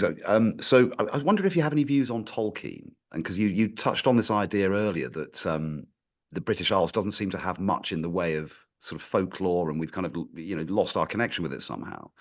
Was Tolkien trying to patch that up in a way, or is he was he doing it? I don't know. I don't know. I mean, he clearly had um, he was a bit like C.S. Lewis. They were both highly educated men, and in Tolkien's case, of course, his fiefdom was, Norse, Old Norse, Anglo-Saxon, Mm, the old ways, and he was clearly gripped by those things. And mm, I'm a bit iffy about the Lord of the Rings, which I enjoyed enormously, mm, but I'm a bit iffy about it as literature. I mean, I think it's wonderful, but mm, he's not a great writer, I don't think. mm. But Silmarillion's good because it comes with a oh, creation myth. right, okay, yeah, I You, haven't you, read you know, that. oh, that's No, but fantastic because he offers up a sort of creation myth where his angels are kind of singers. It's all based on a song, right? And so it's all about harmonics and like his equivalent of Satan or the fallen angel is one that sings the most beautifully. And that right, pisses God off, and he sort of eventually they part company, and he becomes I kind of have a chap called Morgoth who Sauron was a servant of. So in the Lord of the Rings, Sauron served this Dark Master. right. But I love that stuff. But yeah, I just wondered if you had any views. Yeah, Yeah. because he No, seems to no, be but offering quite a daimonic sort of story there, really. well, definitely, yes, but absolutely, and it's to his credit. Um, I hope that it encourages people to go and read go and read the Icelandic sagas, Njál's saga and things like that. Wonderful books, fantastic stuff. Mm, But no, I'm happy with that. But I think C.S. Lewis is a better writer, and but he chose another myth, the Christian myth, and his Narnia books mm, are also, I think, better written, but also wonderful. But it's interesting these old professors, that they retain that sort of childlike ability to be enchanted by the old stories, the fairy tales, the myths. mm, I think that, and that's why they're so popular, and rightly so. Yeah. mm. There seems to be a certain kind of sincerity in those stories as well, which is perhaps lacking in sort of modern fantasy, which seems to have got quite cynical and sort of violent, and it sort of points towards some of our more negative characteristics. Whereas Lord of the Rings is just like, no, these are the good guys. There's evil. Yeah, Go kill yeah, it. Which yeah, there's something really sort of deeply refreshing about that somehow. yeah. That's true. Yeah. Um, I think you may have touched on this, Patrick, but I was going to ask because you had the conversation with the Essentia Foundation, which I thoroughly enjoyed. I strongly recommend everyone go and enjoy that. Oh, right. But I wondered whether what does this stuff tell you about metaphysics? Has this given you any? I mean, you've talked about imagination being the ground of reality. Hmm. Is that a firm belief of yours? Because that's just fascinating. Yeah, it is. It is a firm belief. Um, I don't know what I don't quite know what I mean by it. Um, because it's an abstract world. It's like Mm, word. It's like saying consciousness is the ground of reality. mm, that just means even less to me, because I just don't like that word. Mm, Yeah, well, I'm not sure what you mean by metaphysics. mm, yeah. I'm not sure that I'm not sure I have a metaphysic. Um, I think that the cosmos is ensouled and an imagining, and that we could figure it according to whatever perspective we bring to bear on it, Mm, and that there are probably a limited number of perspectives that we can bring to bear on it. There are only 12 gods in the pantheon, and if each is a perspective, if we're enthralled to Hera, the wife of Zeus, we're likely to be materialists. So materialism is true. Everything possible to be believed is an image of truth, as William Blake said. But there are other perspectives, and it may be that we should try out different perspectives. That the God that we are ruled by, which is a particular perspective, is the God that we are blind to. That we think that our perspective on the world is the world, mm, but it's not. yeah. Materialism is a perspective and a valid one, Mm, although not my favorite, obviously. mm, But for instance, science is clearly ruled by Apollo, mm, the god of light, purity, spiritual directness, height, all mm, these metaphors of clarity, purity always. Science is pure, everything is pure science, pure maths, pure this, pure hygienic laboratories, everything, mm, You can see Apollo at work there, and I want to insert his brother Hermes. Well, he used to steal Apollo's stuff and drive him mad. Nicked his cattle and then twisted their hooves round so they went the other way from the way Apollo thought they were going. I think mm, that's very, very telling. That sometimes mm, you have to go the opposite direction from the one where Apollo's pointing. mm, Um, just things like that. It may be that all the gods are related to each other, either by marriage or by kinship. mm, So, in a sense, a whole life is where we take all these perspectives, and mm, they are all latent in us, in the collective unconscious. All the gods are there, mm, alive and well, embodied in all the myths. mm, We prefer one myth over another, but we can change in the course of a lifetime, and maybe we should change perspective a lot. Maybe to be whole, we should mm, encompass the perspectives of all the gods. mm, Isn't there a wonderful story Plato tells? Is it in the Phaedrus about that the gods are riding around the firmament in chariots, and we're in the retinue of the gods. We're behind the gods, and occasionally we can poke our head above the fixed stars and see the great, ground of reality itself, and then we're plunged down again. But in a mm, sense, we're all in the retinue of one god or another, and the motion of the soul is circular. mm, That implies that our psychic dynamics of the psyche circulate all the time, and that we can embrace one perspective after another, or that they're all there, but one is highly on stage and others are waiting in the wings. And mm, so that is a sort of a plea for a kind of a more fluid, open-mindedness, which is mm, prepared to embrace different worldviews, and that's what I'm trying to do by studying anthropology, trying to imagine my way into a worldview that's completely different from ours. Except mm, there is no difference really in the end between a worldview and the world. You know, our world is simply our worldview, and mm, at the moment it's, I think, lost its way slightly because of the tremendous influence of the scientific method, and bolstered by the wonderful effectiveness of the technology that it's produced. It's mm, so powerful, it's so overwhelming. mm, But we can see even in our technologies how they are how they are counterfeiting the old shamanic skills. Who they shamans can look into people's bodies. We invent X-rays. They mm, can they can do all sorts of things. The drugs we take. Well, the shamans use drugs. You know, I Mm, mean, it's just a question of what kinds of drugs we use. You know, mm, there are all sorts of ways in which modern medicine increasingly to me looks like a kind of reinvention or literalization of old shamanic skills, mm, but specialized.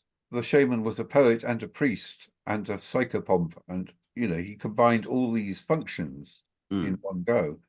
You know, he was a psychotherapist. He was all these things, and we've separated out these disciplines in ways which are more focused and powerful, mm, not necessarily as holistic as they should be. You know, not mm, necessarily.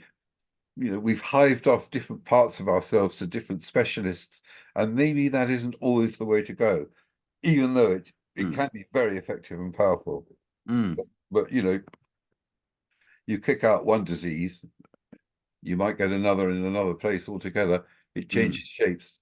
The diseases are themselves daimonic, you know, like viruses. They change shape all the time, you know. mm, And viruses are very mysterious things, you know. I mean, they're very small. We don't mm. really understand how they work, I don't think, you know. No. Anyway, No, that's really, really fascinating. Do you know much about the Druids? Because you know, you sort of touched on that in a way that these guys were sort of possessors of knowledge. They had medicine, they had understanding of astronomy, and so on. yeah, but who says And that? Who yeah, says that? well, actually, madly, a guy that I used to work with said that he was the deputy head of the English Druids, and he was called in to represent the Druids at one of the because they were elevated to a kind of religion status a few years ago, and he met the Brilliant, Queen, and he met the brilliant. Queen, and so he talked to me a lot about the Druids and how they travelled from Persia and all this kind of stuff, and their journey to the Emerald Isle and or the land of the giants. Sorry, didn't they call Ireland? I think. And but yeah, I just wondered whether you had any stories about them or insights into to what they do or did.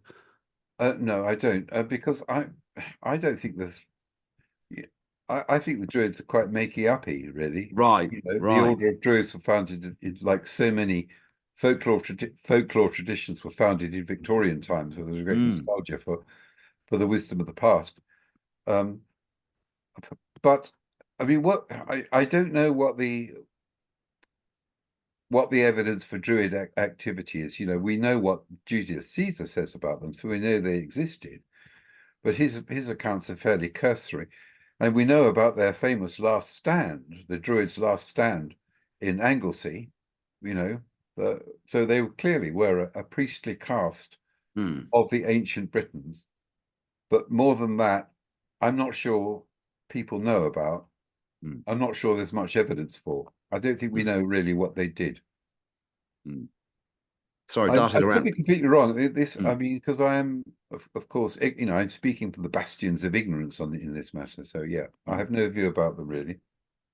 Sorry, I went off in a bit of a weird direction there because I was thinking back to your sort of response to the question about metaphysics and so on. So you're kind of, I think you were saying that no one of these systems or these models are necessarily any more right than the others. They're all sort of equally valid in a sense, but it is the case that we could get, you know, one could be overemphasized. So the Apollonian tendency has been overemphasized, perhaps, Yeah. and you know, so we may have gained more knowledge, but we've perhaps lost understanding, right?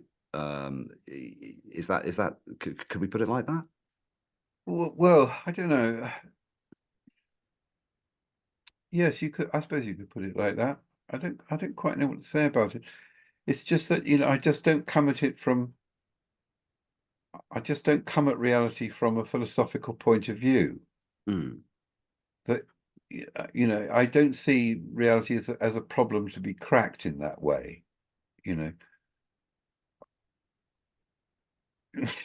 I see the universe or the cosmos as a you know, as I said, as a great shape-shifting realm of metaphor. You know, mm, and and I think that rather like nature itself, it kindly supplies the evidence for whatever view we care to hold about it. You know, mm. Yeah. that you know we can even nature itself is. You know, we think it's just a collection of natural objects out there. It's very far from that. Mm, We have strong and violent feelings about nature as a place of healing, as as a violent, terrible place, red in tooth and claw, as you know, as benign or malevolent, mm, or a place where You can be just minding your own business, and suddenly Pan gives his shout, and you're panic in nature is a very interesting. I've written an article about instances of panic. Mm, Nature is an extremely ambiguous place. Depending on what we bring to it or what mm, perspective we have on it. Um, so I'm interested in, yeah. So I'm interested in, the life of the psyche, and I'm not sure that the psyche has much interest in metaphysics, mm, which is, some sort of meta carry on, some sort of abstraction, yeah. you know, I think that more traditional societies had a better grasp of Mm, reality through things like, well, their everyday lives were infused with meaning, imagery. They sang a lot, they danced a lot. These were activities that were both joyful and festive, but also sacred. mm, Everything was sacred. mm, This is perhaps the one thing we've lost. Nothing is sacred to us anymore. mm, Nothing. Well, a few misguided things, perhaps some celebrities may be sacred now. God help us all, mm, Um, but if to us, I'm trying to imagine a life which is infused with that sacredness, mm, But, mm, but it's not even that everything is sacred. Sometimes, for instance, certain places are sacred while other places aren't, mm, or certain places are sacred at certain times of the year. You see how everything's bound up with the movement of the planets, the cycles of nature. mm, There are songs for this time of year. And I mean, we still had that in the Christian liturgy and the Christian celebrations, through the Middle Ages. mm, I mean, they had masses of holidays, and they had the mystery plays, and they had music and singing and dancing. And, it was even in those days, life was very rich and mm, full of music and poetry and dancing, you know. mm, These things aren't even taught in schools anymore. I mean, poor children. Fortunately, children have very good sense. One thing children love is music and dancing, mm, mm, but it's a bit chaotic. We could have really interesting music and dancing, mm. rather than rather banal music and dancing, Yeah, and it's not part of a sort of an integrated sort of community activity, perhaps. It's Exactly. you Yes. know, we've Yes. got It's got very fragmented. Yes. yeah, we've got competitive dancing, we've got sort of raves, it's That's yeah, right. it's Yes. not part of a tradition. Yeah, that's it's just so interesting when it's hard to quite get my head around it, but this idea of the concreteness of the experience of the earlier folk that it's not that they have a theory, it's not about a model, it's just they're viscerally experiencing directly these um well, Something daimonic like that. presences. Yeah, yeah. Unless unless I'm romanticizing and sentimentalizing them. Well, You no, see, because but, you can't really know. I mean, there were, of course, I mean, life in the past could be nasty, brutish, and short. yeah. There's always that aspect too. So, I romanticize the idea of old merry England with its hierarchical structures, which are, nicely balanced and so on, and Mm, plenty of festivities. But, life is also extraordinarily grim in some other ways. So, mm, you can never be, you can never be certain. I'm not sure that life in the Amazon or in the Arctic Circle, where the animists live, is grim. Um, It is quite grim. It's hard, and there's a lot of suffering, but mm, there isn't that lack of meaning which we have. You know mm, that suffering is always related to the gods. You've done mm, something to upset the gods or the daimons or the animals or mm, um, it's all of a piece in those, and no wonder we're so fragmented and so individualistic that we've mm, lost that communal sense of the sacredness of nature and of the cosmos and of ourselves in relation to other persons, mm, whether they're human or not. mm, Very badly put, Matt, because for me it's just a kind of an intuition about why modern life doesn't seem to be delivering what it promised, you know. Mm, mm, I mean, it's so immeasurably richer in so many ways. You know, I mean, we don't have to have servants anymore. We've got washing machines. mm, We've got fantastic things, you know, all these tools that we use. But I don't know. Things don't seem to mm, be getting, they're so much better in so many ways, mm, you know, that, you know, there are people who are, well, I was going to say who are absolutely dying in the gutter of poverty. I mean, people often claim that millions of us are in absolute poverty, but I mm, don't think they know what absolute poverty is, you know. mm, Welfare state is amazing. mm. But yeah, so I don't know. But these are not questions I've ever addressed. I don't know why you're goading me into it. Because it's just absolutely And really they're smart. much too big for me to think about. I can't begin. I can't. You know, I haven't sorted out the basics, let alone Mm. society. You know. Yeah, but just something just occurred to me that what you were saying earlier, that the whole thing, the Tao that can be spoken is not the true Tao. So the moment you start classifying or rationalizing or Mm. modeling things, you're not dealing with the thing in itself. And I think that's what you're sort of talking to there. Yes, I am Which is why exactly you right. don't have necessarily have a preferred metaphysic or anything like that. Although you can see perhaps that certain metaphysics can lead you, perhaps in the way the psychedelics can do. They can give you that exposure, if you like, to the transcendent, right? In a linguistic perhaps Yes, sense. yes, They can then open the door. But again, yes, perhaps there's a sense in which you can then leave it behind. It's an interesting one. yes. There are many Something different like paths that. to the same place, perhaps. Yes, yes, I agree. Yes. That's fascinating. I'm just darting around all over the place, but I saw you on a podcast by a lady who's doing fairy sightings. Yeah, And modern fairy sightings. Yeah, yeah, absolutely blown apart by that. And there's some really just amazing human stories about seeing leprechauns, and she herself reported seeing what looked like a really old, wrinkly face. She said it was an almost all wrinkles, a little green man, and it sort of got me asking. I mean, in some sense, you've already answered this, but I suppose the question is, are these things, can these things be physical in the way that tables and chairs and so on can be physical? And do they choose to occupy? I mean, or is it, again, is it about the observer and what we bring to that daimonic no, no, they're experience? physical. Yeah, They do manifest physically then. And again, well, you touched on this earlier, that's dissonance between physical and yeah. non-physical. And yeah. That's one of the great mysteries. You know Mm, that they're physical, perhaps temporarily, evanescently, and so on.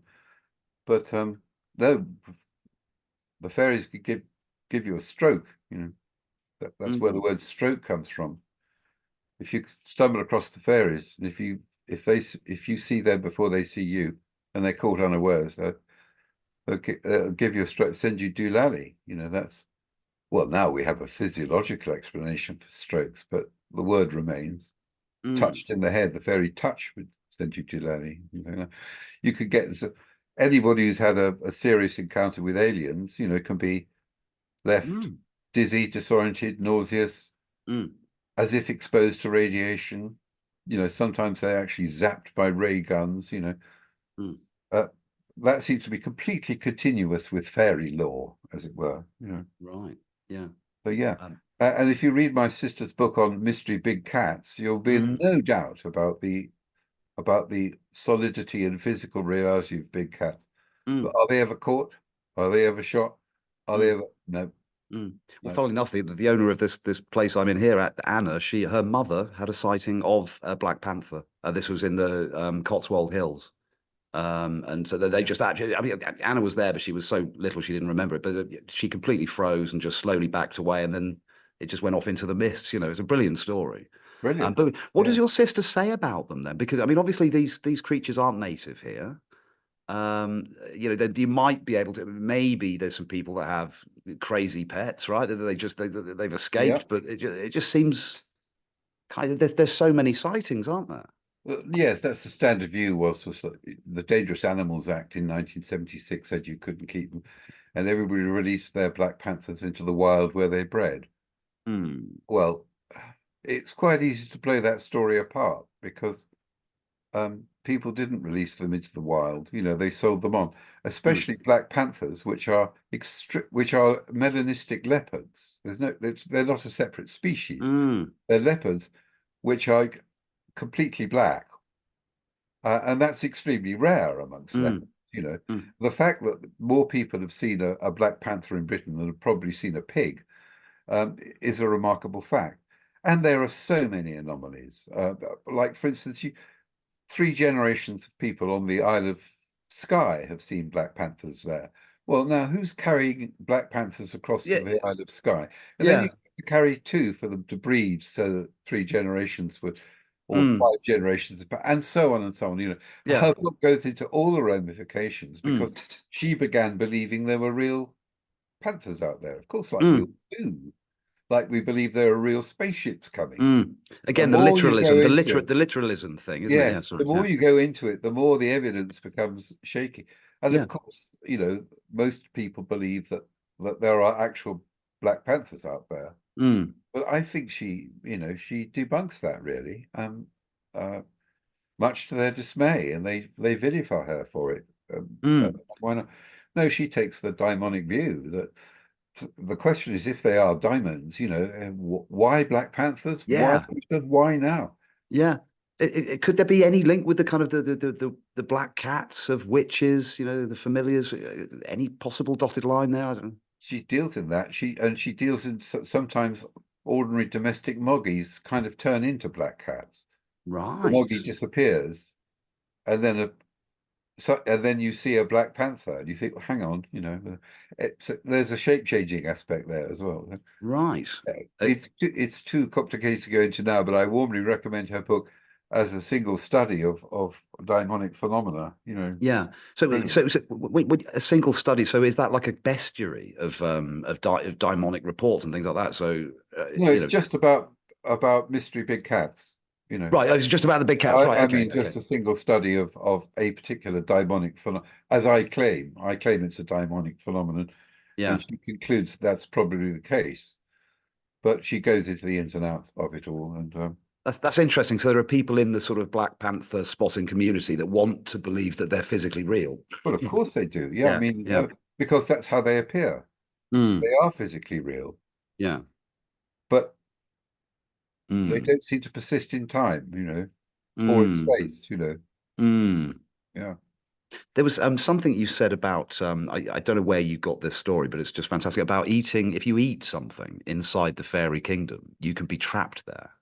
And you know that just really struck me. You know what would what does that symbolize Yeah. What does it about symbolize? Yeah. what does that mean? Yes, it's the one thing that often people abducted by the fairies they might meet another abductee who warns them, says, "Don't eat it, or you'll." It's like the myth of Persephone. Remember, you know, she went into was abducted Right. by Hades into the underworld, Mm, and she knew she mustn't eat, or she'd be there. And she eats 3 seeds from the pomegranate, and she's doomed to stay there for a third of the year. I think a third of the year, you know, which is the winter time before she. mm, Um, yeah, I don't know what that is. It's an ancient motif. It's something to do perhaps with, you know, assimilating to the other world. You know, that food sort of stands for assimilation in some way. mm. So in a way Yeah, that yeah. Mm, because reciprocally, you have to feed the fairies. The milk and butter was always left out for them. mm, So they would. So I have a feeling that you know that feeding is a metaphor for heeding. That it's a way of paying attention to the fairies, keeping the proper connection with them, while mm, also keeping them at a distance. And that's one of the rules of the daimonic realm, that you can't become assimilated to that realm because it's also the realm of death. So it's mm, a form of death or a form of permanent abduction, if you like. But at the same time, you can't remove yourself too far from them because they mm, are, of course, the animators of nature, and the health of your crops and your cattle and your livestock depends on the cooperation of the fairies, who, if they are well fed and appeased by you, will also show you treasure. mm, You know, they can lead you. mm, What the nature of that treasure, of course, is up for grabs. It may not be mm, may not be physical treasure. It may be a kind of wisdom, or insight of some sort. yes, the shaman goes into the other world and he brings back treasure, but it's often a healing herb or a piece of wisdom or knowledge of how to heal the sick. Mm. That reminds me again. You suggesting, I think it was in this book here, that if we don't pay attention, so make little offerings, leave a piece of food on the side of your plate, whether they take it or not. If we don't do that, it could lead to misfortune. And again, that's like, things like luck and fortuitousness is linked with the daimons, isn't it? Yeah, yeah. So it could be, Absolutely. all the misery we're suffering in the world. The World Health Organization say that stress is the biggest killer. We're probably in a mental health crisis. Well, it causes obesity. It can lead to cancer and all sorts of stuff. So I think there's something in what you're saying about, this underemphasis on the importance of the imagination, and it's led to, as you say, sort of a division of the human self in some sense. Yes, I think it's quite possible. I don't know. I would hesitate to make any large diagnosis of society, but yes, clearly something's gone slightly amiss. Mm, It's mm, true. I do think that I do really fret over young people, and I fret largely because of their lack of initiation. You see, there are not many mm, things that are practiced globally, but initiation is probably practiced, or traditionally has been practiced globally. mm, And it points to something very important, that biological change for nearly every society. I mean, there are some that don't have initiations, like the Bushmen don't, I think. The Pygmies used not to, but now they get another tribe to initiate them. It's complicated. But it seems that biological transformation for most people, changing from a child into an adult, for instance, is not enough. It has to be accompanied by mm, some inner meaning to that biological change. And without it, children don't grow up, mm, but they have to be initiated into womanhood and manhood. It's especially important for men because women's biological puberty is so much more striking, menstruation, mm, than men's biological change. mm, That women don't need such severe initiation rites as men do. Traditionally, they're sealed off in dark huts with the women who talk them through menstruation and childbearing and the myths and stories surrounding that they need to know. But young boys have to be initiated.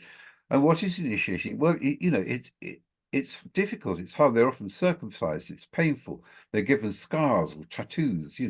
mm, And to their credit, young people know that this is the case because they initiate themselves.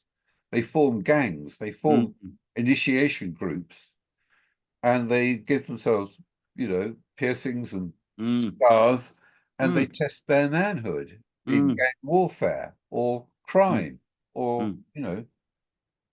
Or um, drugs, look at some of this. drugs. So, Drugs, so exactly. They know that raves are a mm, great collective Dionysian mm, initiation ceremony of mm, collective ecstasy. mm.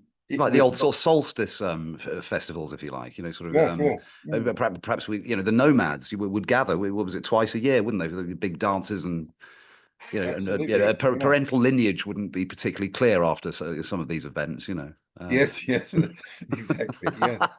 The Dionysus, the Lord of Misrule. Yes, we Mm, have these outlets for our ecstatic, mm, the ecstatic side to our natures. mm, And I think the elders of society have let down the young people horribly, mm, by not having formal initiations, which mm, would be easy to do.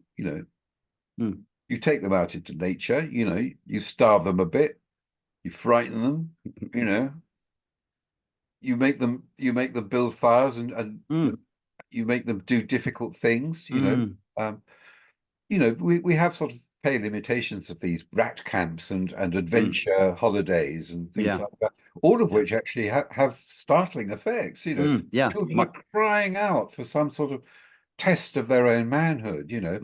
So My they, daughter's 15. She's doing the Duke of Edinburgh award, so it's all about oh, orienteering. They've been chased by cows. Their mobile phone was crushed by a stampede. You know, it's yeah, brilliant. You know, yeah, yeah, yes, you know they spend half the time terrified and cold and lost. You know, yes, she's come out a changed girl. You know, brilliant. she wants to do more. So Wants yeah, to do more, yeah. I'm with that They wholeheartedly. love it, you know. They Mm, don't like safetyism. They like risk, mm, danger, and they want to know if they can handle it, you know. mm, Especially true of blokes, you know. mm. They've got it, you know.